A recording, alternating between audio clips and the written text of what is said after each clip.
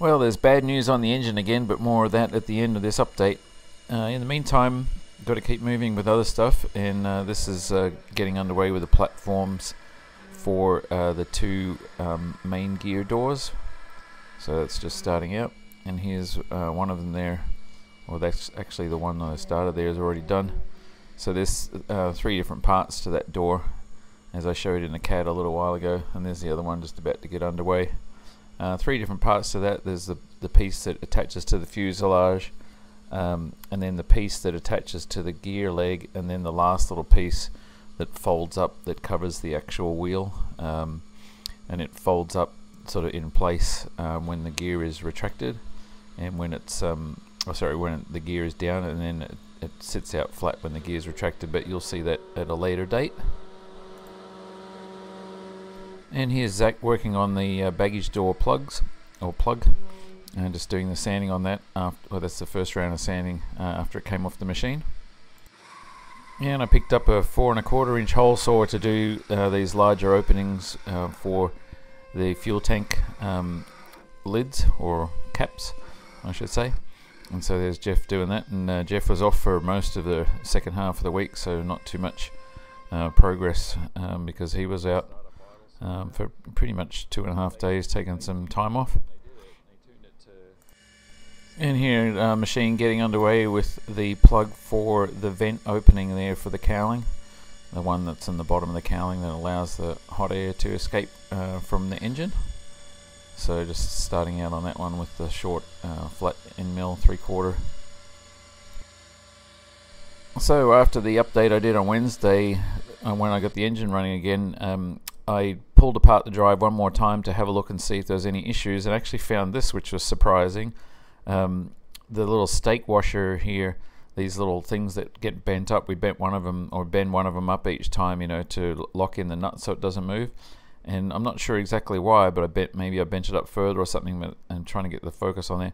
But it ended up coming close on the housing there that closes it, and actually touched it, and so it was scraping on the aluminum of that. That's the first time that's happened. So needless to say, when I put it back together this time, I kind of made sure I cut that end back so that wouldn't happen. But if you look inside the housing there, inside the shuttle, it was perfect. There was no marks or anything. Again, I only ran it at idle for what was 10 minutes or so, and but it was working fine. It was holding the pressure, and there wasn't any marks on there or anything, so I was kind of confident that it was going to be the solution. But anyway, you'll see more on that shortly. And here's Zach working on that cowling vent plug there after that came off the machine. And here's the baggage door plug now with the 2 doors on it. So that one's got the first round of primer on there. And the guy's actually done a pretty good job, because we did 6 plugs in the space of just over a week. And so things are moving along. This one's ready to be, had the putty sprayed on there. It's got the glass on there now. That one's one of the ones for the main gear door. And this is one of the parachute strap covers there. It's been waxed and is in the process of getting the rubber profile put on. And the other one has had the first round of primer on there, so that one's moving along also. So this is Friday morning now, and I was running the engine and trying to do some tuning on it when it's hot for hot starts. And it's because it's not tuned very well, and it actually won't idle very smoothly when it's starting up. So in doing that, it's creating a lot of vibration on the engine, which ended up finding another problem for me, in that the bracket holding the turbos, one of the bolts in there was loose, and it created an oil leak. So I spent about 4 hours yesterday, Friday, trying to solve that as well. So just more problems with the engine, but I got that all sorted out, and a new gasket in there, and all tightened back up again, and no more oil leak. And Friday afternoon I had a brief hour there to work on something else other than the engine, so I just quickly put this together. This is a little fixture that I created that's going to allow us to match drill the holes for the pin locks in the doors into the outer door frames. So basically I just drilled that hole, and I already had this little piece that I'd created before. Drilled the hole, created the sleeve in there, and actually, just as a sidebar, this is those pins for the hooks for the doors, and these will be cut to size. These are just some clever pins. They'll be cut to the right length but they'll basically slide in there, and they'll be going probably a good solid inch into the bottom layer there. That right now I just put it in just a little way because they're quite tight. And so that's how the hook engages on there. So that's going to be super strong. That's 5/16 of an inch diameter of those pins.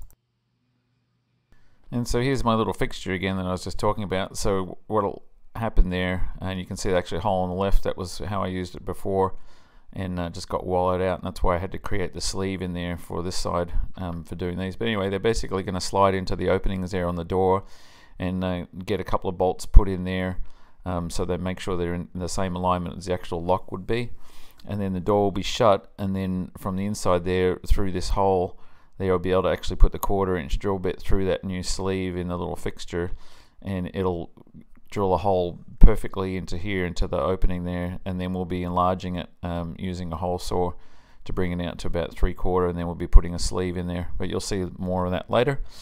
And here's the other one of those plugs. That was the last one that came off the machine in foam, so that's been glass. That's the other one for the one of the gear doors, so that's been glass now, ready for putty. And then by the end of Friday, Zach had pretty much finished on the first round of sanding there for the cowling opening door. And Devon had the rubber put down for this one and started, we actually got the material cut there for creating the mold for that one. So 5:30 on Friday, I decided it was time to run the engine a little harder now with this new setup and just see if there was going to be any problems. So I basically started up and let it warm up for a while after I had all the fixed that oil leak and everything from earlier on, as I mentioned, and everything was running nice and smoothly. But anyway, I ended up bringing it up to about 22 to 2300 RPM, I believe, after it had warmed up. And then of course it did the same thing it did the other day. It basically didn't actually stop the engine this time, but what ended up happening was it sheared off the plug that feeds the oil in there, which basically lost the pressure, which made the prop go to coarse pitch, which basically loaded up the engine, so it just really bogged down and I had to shut it down. And so there I undid it, the plug that feeds the oil there, and you can see it's basically sheared it off in there, so that the inner oil housing now is kind of locked to the shaft as it was before, and it was rotating with the prop, and that's what the plug looks like there. So anyway, unfortunately I have to wait till Monday to go and pull it apart because I can't do it on my own. So I got to wait for at least one of the guys to be in there on Monday. So it's not a great way to start the weekend, and it could be a real disaster, and we could have to rethink this whole thing yet. So the story isn't written on how we're going to solve this, but anyway, thanks for watching.